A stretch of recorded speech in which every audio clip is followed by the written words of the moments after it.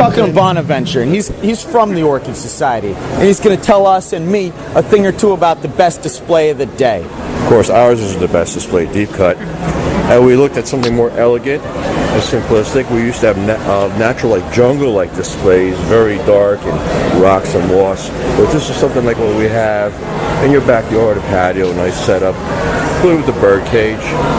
And the orchids displayed is a minimum of distraction. Even the pots have to be looking nice, because this is how you have them in a home.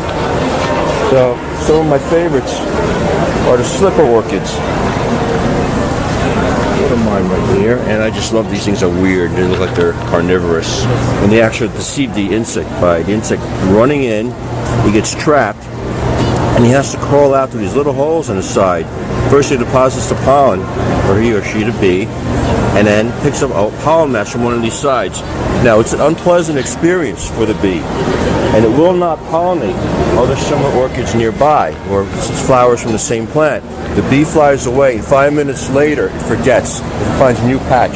It does cross-pollination. Hey, that bee's a little bit like me. He can't remember anything.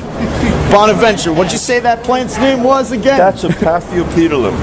It's a slipper orchid. Oh, it's a slipper orchid. Great. What other plants do you admire in this wonderful display? I love the black orchids. You can't. The legendary black orchid, which is only recently achieved by breeding by a gentleman named Fred Clark in California, Sunset Valley Orchids. He hit the jackpot by breeding the black orchid. They call that the jackpot. That plant's worth some money. That plant's worth some serious bucks. It was. Everybody bought one, and he made a mint. I'll give you $100 for that plant right now. Okay. All right. That's how you make deals when you're Dr. Plants. All right? You got to know who to talk to get the right plants. All right, these are the best, finest quality plants. You have your standard Cattleya. This is a big plant, not a windowsill plant. But if you do have light and you have a nice garden, you can't go wrong with the species Dahlia anceps. Dahlia anceps, famous plant, renowned. You can put this outside in April. Don't worry about a light frost and keep it outside till November. And that will help it bloom, actually. But it gets used to sunlight, and it's a great plant. Doesn't mind any temperature extremes. Some plants are cool growing, some are warm growing, some are touchy, some are tough, like basically like growing a tomato or a rose bush. You just need sunlight and moving air. Now I got a question for you, Bonaventure.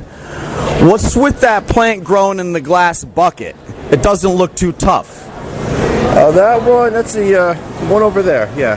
That's one of our members' plants, and it's very coddled, and that's more of a cloud forest plant. It actually grows on the sides of mountains where the clouds hit the mountains, and there's no rain, but the mist keeps constantly moist.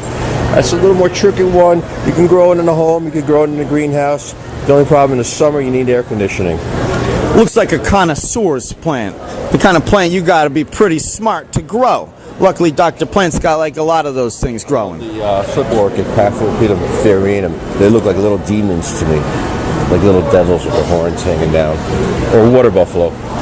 Yeah, you got to watch out for these plants. They'll speak to you at night in your dreams. You got to watch out what they be telling you. All right, sometimes the message ain't so benevolent. Zygopetalums are very psychedelic, and they're fragrant also.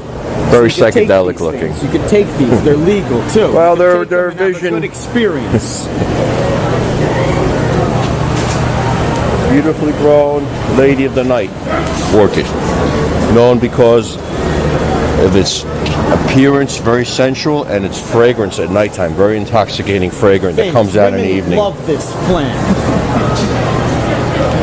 It's a recommended plant to be honest. Another great slipper. I got to point that out, just because I like those the best. Strike the species I'm most impressed. I started growing things like carnivorous plants and bonsais. I had the terrariums with the little snakes and salamanders, and when I saw orchids, and they're really weird orchids, that's what instantly attracted me. Just they're very strange looking.